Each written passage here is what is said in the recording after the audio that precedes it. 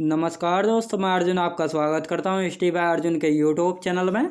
तो दोस्तों आज की हमारी क्लास है दोस्तों भारत के भौतिक प्रदेश। दोस्तों आज की हमारी क्लास है भारत के भौतिक प्रदेश के बारे में आज की हमारी क्लास है। तो दोस्तों वीडियो को अंत तक जरूर देखना ताकि सभी क्वेश्चन आपको आसानी से याद हो जाए। साथ ही दोस्तों अगर आप हमारे चैनल पर पहली बार आएँ तो हमारे चैनल को भी सब्सक्राइब कर लीजिएगा, साथ ही बेल आइकन को प्रेस कर लीजिएगा ताकि हमारे आने वाले वीडियो का नोटिफिकेशन आप तक पहुंचता रहे। तो चलिए दोस्तों वीडियो को स्टार्ट करते हैं। भारत के भौतिक प्रदेश। तो दोस्तों आज की क्लास में हम जानने वाले हैं छोर यानी पॉइंट्स, द्वीप आइलैंड्स, यूनियन टेरिटरी यानी केंद्र शासित प्रदेश और समुद्री कानून, यानी इन चार टॉपिक्स के बारे में आज की क्लास में जानने वाले हैं। तो सबसे पहले पढ़ेंगे छोर यानी पॉइंट्स। याद रखेंगे छोर यानी पॉइंट। दोस्तों उत्तरी बिंदु, भारत का सबसे उत्तरी बिंदु कौन सा है दोस्तों? इंदिरा कोल भारत का सबसे उत्तरी बिंदु है। भारत का सबसे उत्तरी बिंदु कौन सा है दोस्तों? इंदिरा कोल है, जो कि लद्दाख में पड़ता है। भारत का सबसे दक्षिणतम बिंदु कन्याकुमारी है, जो कि तमिलनाडु में पड़ता है। दोस्तों कन्याकुमारी मुख्य भूमि का, यानी जब भारत के मुख्य भूमि में द्वीपों को शामिल नहीं किया जाता है तो सबसे दक्षिण बिंदु होता है कन्याकुमारी। लेकिन जब द्वीपों को मिलाकर भारत का सबसे दक्षिणतम बिंदु पूछा जाता है तो उसके बाद हो जाता है इंदिरा पॉइंट, जो कि अंडमान निकोबार द्वीप समूह के ग्रेट निकोबार में पड़ता है इंदिरा पॉइंट। याद रखेंगे द्वीपों सहित है दोस्तों भारत का सबसे दक्षिणी बिंदु इंदिरा पॉइंट, जो कि अंडमान निकोबार द्वीप समूह के ग्रेट निकोबार में पड़ता है। याद रखेंगे दोस्तों ग्रेट निकोबार द्वीप में पड़ता है। अब देखते हैं दोस्तों पूर्वी बिंदु। पूर्वी बिंदु यानी भारत का सबसे पूर्वी बिंदु है किबिथु या बालांगू, जो कि अरुणाचल प्रदेश में पड़ता है। भारत का सबसे पश्चिमी बिंदु कौन सा है? गुहार मोती, गौरमाता या सरक्रीक।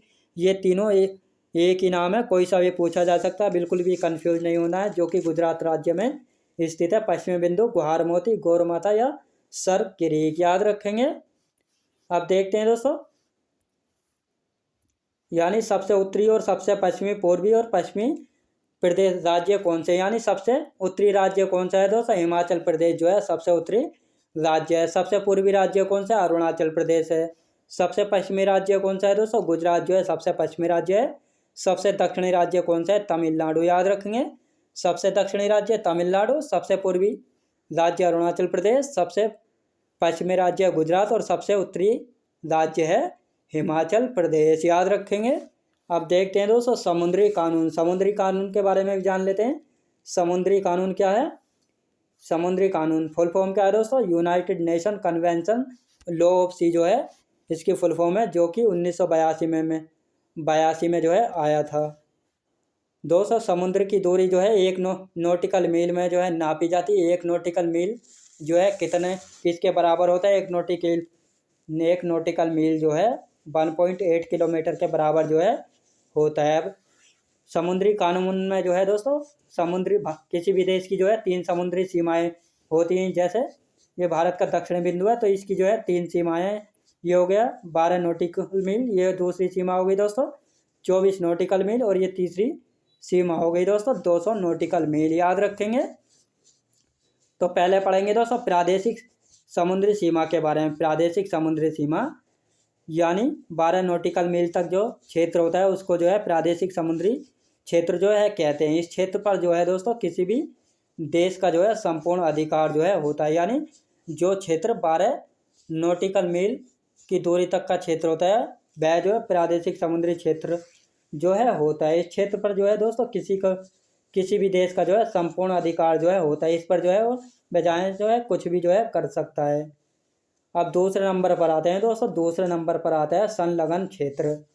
यह है दोस्तों 24 नॉटिकल मील तक का जो क्षेत्र होता है वह संलग्न क्षेत्र में आता है। इस क्षेत्र में साफ सफाई का अधिकार, वित्तीय अधिकार, यानी ये 2 अधिकार होते हैं। यानी साफ सफाई का अधिकार होता है और वित्तीय अधिकार होता है। तीसरा क्षेत्र दोस्तों अनन्य आर्थिक क्षेत्र। 200 नॉटिकल मील दूरी तक का जो क्षेत्र होता है वह अनन्य आर्थिक क्षेत्र में आता है। इस क्षेत्र में वैज्ञानिक अनुसंधान और नए द्वीपों का निर्माण कर सकते हैं अनन्य आर्थिक क्षेत्र में। याद रखेंगे। और 200 नॉटिकल मील दूर तक के बाद का समुद्र बचता है दोस्तों उसको हाई सागर या उच्च सागर कहा जाता है। उस क्षेत्र पर जो है सभी देशों का जो है समान अधिकार जो है होता है। अब देखते हैं दोस्तों केंद्र शासित प्रदेश के बारे में। केंद्र शासित प्रदेश दोस्तों भारत में जो है 8 केंद्र शासित प्रदेश है और 28 जो है राज्य हैं। तो ये 8 केंद्र शासित प्रदेश कौन कौन से हैं? जम्मू कश्मीर, लद्दाख, चंडीगढ़, दिल्ली, दादर नगर हवेली और दमन दीव, लक्षद्वीप, अंडमान निकोबार द्वीप समूह और पुडुचेरी। तो ये 8 जो हैं केंद्र शासित प्रदेश हैं और 28 जो हैं राज्य हैं, याद रखेंगे। अब देखते हैं दोस्तों भारत के द्वीप के बारे में। भारत के प्रमुख द्वीप, भारत के प्रमुख द्वीप कौन कौन से हैं? तो भारत के प्रमुख अंडमान निकोबार द्वीप समूह सबसे पहले देखेंगे दोस्तों। अंडमान निकोबार द्वीप समूह के बारे में जो है देखेंगे। सैडल पीक दोस्तों, सैडल पीक जो है उत्तरी अंडमान की जो है उत्तरी अंडमान की सबसे ऊंची चोटी, याद रखें दोस्तों। अंडमान निकोबार द्वीप समूह की सबसे ऊंची चोटी कौन सी? सैडल पीक है, जो कि उत्तरी अंडमान पर स्थित है। इसकी ऊंचाई कितनी है? 732 मीटर जो है इसकी ऊंचाई है। फिर आता है दोस्तों मध्य अंडमान। मध्य अंडमान जो है सबसे बड़ा द्वीप है, याद रखें। सबसे बड़ा द्वीप कौन सा? मध्य अंडमान है। अंडमान निकोबार द्वीप समूह की राजधानी पोर्ट ब्लेयर जो है दक्षिणी अंडमान पर पड़ती है। और दक्षिण अंडमान के बाद जो है लिटिल अंडमान, याद रखें दोस्तों, लिटिल अंडमान जो है पड़ता है। यानी लिटिल अंडमान और कार निकोबार द्वीप समूह जो है अंडमान निकोबार द्वीप समूह के बीच में एक 10 डिग्री चैनल पड़ता है, जो कि अंडमान निकोबार द्वीप समूह अंडमान और निकोबार को जो है मिलाने का यानी अलग करने का काम जो है करता है, याद रखेंगे। अंडमान ये 10 डिग्री चैनल जो है दोस्तों अंडमान और निकोबार को जो है अलग करने का जो है काम करता है। यानी ये हो गया दोस्तों, ये हो गया लिटिल निकोबार और ये हो गया कार निकोबार। तो इसके बीच से जो है ये रास्ता जो होता है, ये पास जो है इसको 10 डिग्री चैनल जो है कहते हैं। और इसका काम है दोस्तों अंडमान और निकोबार को अलग करने का काम। और ज़्यादा डीपली पूछा जाए तो लिटिल निकोबार, लिटिल अंडमान और कार निकोबार, यानी ये कार लिटिल अंडमान है और ये है कार निकोबार, याद रखेंगे। ग्रेट निकोबार, अब आता है दोस्तों ग्रेट निकोबार, यानी इसके बाद आता है ग्रेट निकोबार। ग्रेट निकोबार पर जो है सबसे दक्षिणी बिंदु इंदिरा पॉइंट जो है स्थित है। भारत का सबसे दक्षिणी बिंदु जो है इंदिरा पॉइंट जो है ग्रेट निकोबार द्वीप पर जो है स्थित है, याद रखेंगे दोस्तों। आप देखते हैं लक्षद्वीप के बारे में, हम देखते हैं दोस्तों लक्षद्वीप के बारे में देखते हैं।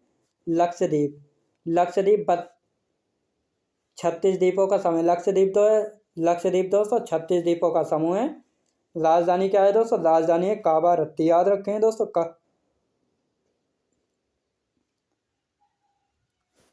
लक्षद्वीप की राजधानी क्या है? कावारत्ती लक्षद्वीप की राजधानी है और सबसे छोटा केंद्र शासित प्रदेश है, याद रखें दोस्तों। लक्षद्वीप सबसे छोटा केंद्र शासित प्रदेश है। अब अन्य द्वीपों के बारे में जानते हैं दोस्तों। व्हेलर द्वीप, याद रखें दोस्तों। व्हेलर द्वीप कहाँ पर पड़ता है? उड़ीसा में पड़ता है और यहाँ से जो है मिसाइलों का परीक्षण किया जाता है।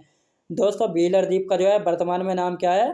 तो अब्दुल कलाम द्वीप है, याद रखें दोस्तों। अब्दुल कलाम द्वीप है व्हेलर द्वीप का नया नाम।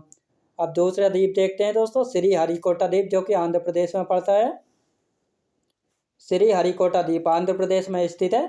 यहाँ जो है इसरो का लॉन्चिंग पैड है, यहाँ से जो है इसरो अपना सैटेलाइट जो है लॉन्च करता है। अब पंबन द्वीप जो है तमिलनाडु में है। तमिलनाडु के धनुषकोडी से लेकर जो है तल्लमलाई श्रीलंका तक जो है जाता है, याद रखेंगे। और राम सेतु ये यहीं तक जो है जाता है, याद रखेंगे। सालसेट द्वीप दोस्तों, सालसेट द्वीप जो है मुंबई इसी द्वीप पर जो है बसा है दोस्तों। सालसेट द्वीप पर जो है मुंबई इसी पर जो है बसा हुआ है, याद रखेंगे।